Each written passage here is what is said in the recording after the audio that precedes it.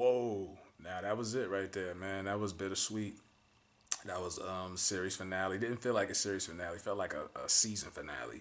And if you watch after the credits, they show like the spinoff of the prequel, where you're gonna see how Ghost met Tommy and Angie. I was interested in the prequel. I don't think they got the casting right. They might fix it. But this was the season finale, episode 615. Exactly, I forgot the name of the title. Forgive me. But wow. So we finally found out. I mean, we already knew because they spoiled it. Tariq killed Ghost. But this episode had a lot of plots and twists and turns, and you felt Ghost's point of view on why he felt the way he felt, but you also felt why Tasha, with her feelings, and Tariq, and it was just a lot of just okay. I see why they did this. I see why. So there's a lot of recaps from the last few episodes, of course, leading up to the truth scene where Tariq eventually kills his father. Um, the dialogue in this episode between the scenes from an acting perspective with Tariq and Ghost, and then Ghost and Tasha is fucking incredible. Like when Ghost told Tasha at the cemetery when he's viewing Raina's cemetery plot, and he tells her, "I'm releasing you from the marriage," and then he tells her, "So you could go back to being the half chicken head that half stupid chicken head that'd still be in the fucking hood if it wasn't for me." And she's just sitting there speechless. Like, you kind of felt bad for Tasha. Um, and then there's also scenes where, from her perspective, where she's like, "We're trying to protect our son." He's like, "That's the problem. You've been trying to protect him forever. We all been protecting him. How many times have me, you, and Tommy went out of our way to carry his ass in the last couple of seasons?" You know what I'm saying? So she's trying to baby him. He sees him as an adult, a young adult, but at the same time, Ghost is in denial because he thinks he could turn Tariq around, and he can't. He won't accept Tariq for the bad motherfucker that he is. So Tasha is still trying to go out of her way to take Ghost down legally, framing him for Terry Silver, Raymond Jones, and of course Raymond Jones comes up, the dirty cop that Tariq killed in season 3, who killed his sister. Now remember, Ghost told Tariq that he would take the blame, and he would take the rap for Raymond Jones. But then Ghost tells him, "No, I'm not doing it. I've saved your ass countless times. I've already went to jail for something I didn't do." And Tariq is hurt by that. So not only is he pissed off because his father tore down the family by leaving his mom for Angie, he's also feels betrayed because his father lied to him once again. So you kind of feel bad for Tariq in a sense, but at the same time, Ghost has a point. Like, look, nigga, how many times have you lied to me? And like I say, the dialogue between anyone who questions the acting of this series, and I always said I don't care about great acting as long as the shit is entertaining. I've seen great actors do horrible films. The acting in this episode was superb. The best acting of any episode they ever did was in this season. I mean, this episode with the like I say, the dialogue with Ghost and Tariq, though, those 2 3 scenes was powerful.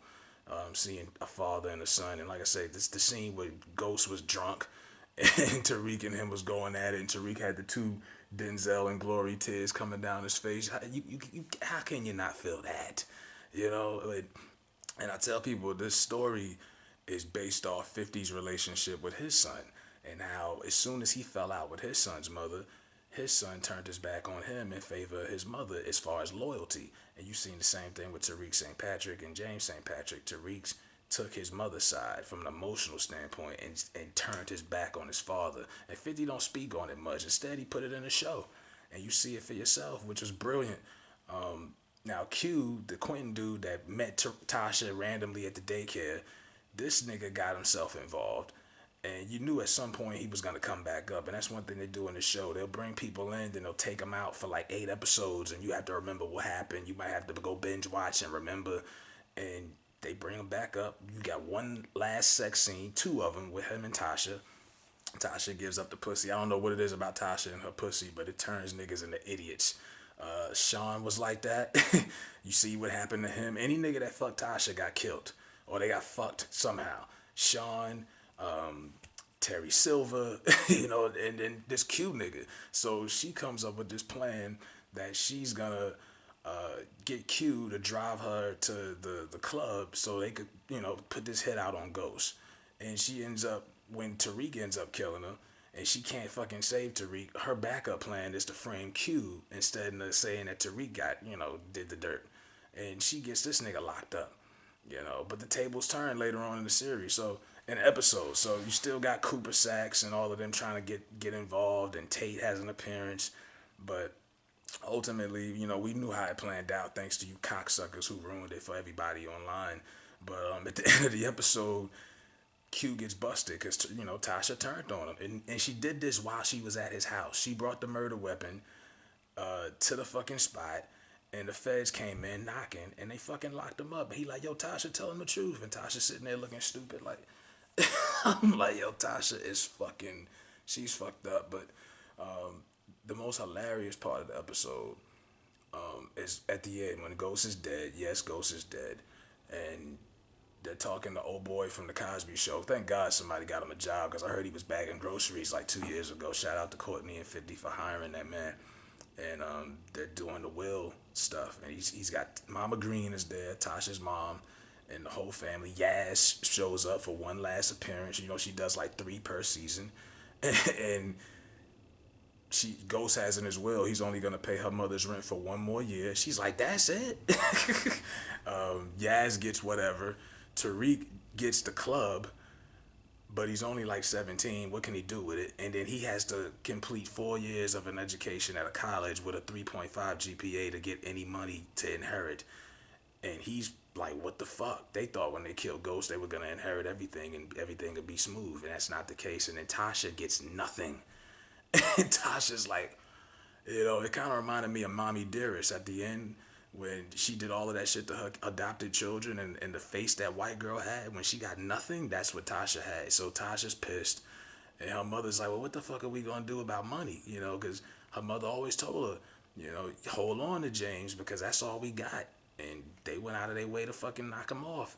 So the feds come in and they snatch up Tasha because now they realize they believe that Q was telling the truth, that Tasha framed him, and now Tasha's going to jail.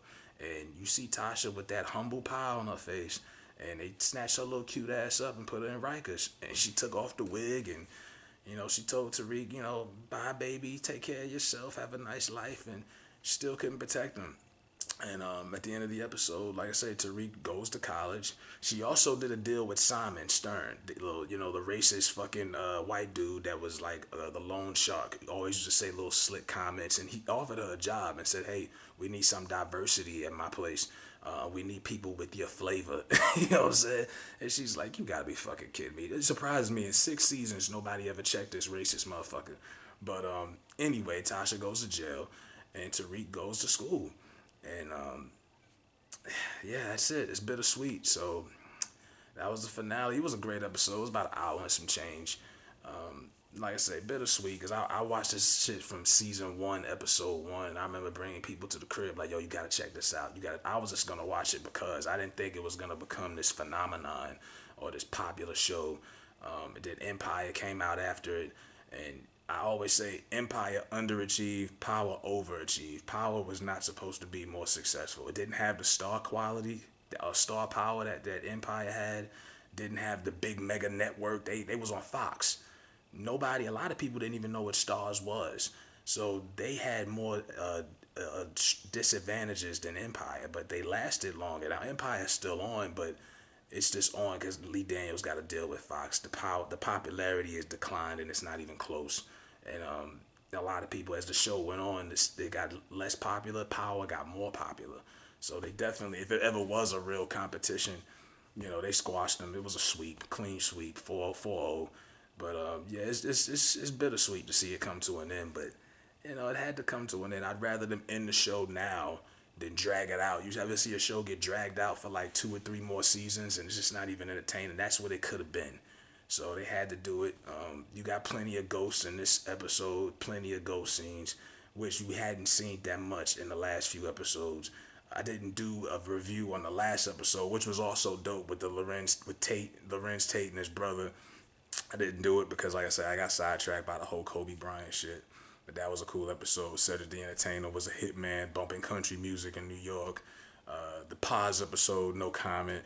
That was a throwaway. But yeah, I enjoyed this shit, man. And I'm going to miss this show. But, Power Book 2 is coming out probably end of this year.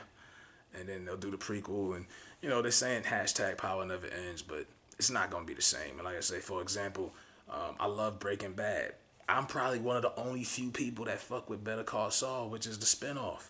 I can't get people to watch that shit that used to watch Breaking Bad. Not a lot of people care about spinoffs, depending on who, what character that gets a spinoff. So I don't know how successful these spinoffs are gonna be, but you'll see it. So I mean, I give this episode 5 stars. I thought it was dope. Definitely was worth the watch. Great show, and that's all. So if you're a fan, let me know what you think, man. I was satisfied with it. I thought it was dope. Nothing more you can really say about it. Great scenes. Kanan had an appearance. The ghost of Kanan came back. I really liked how they just brought everything together and tied in all of the loose strings from the all previous 5 last episodes, and you've seen everyone's standpoint from what it was. I mean, Cooper Sacks, all of them, wrote Dre, everybody. So it was a good episode, man. I ain't got no complaints, man. It was fire.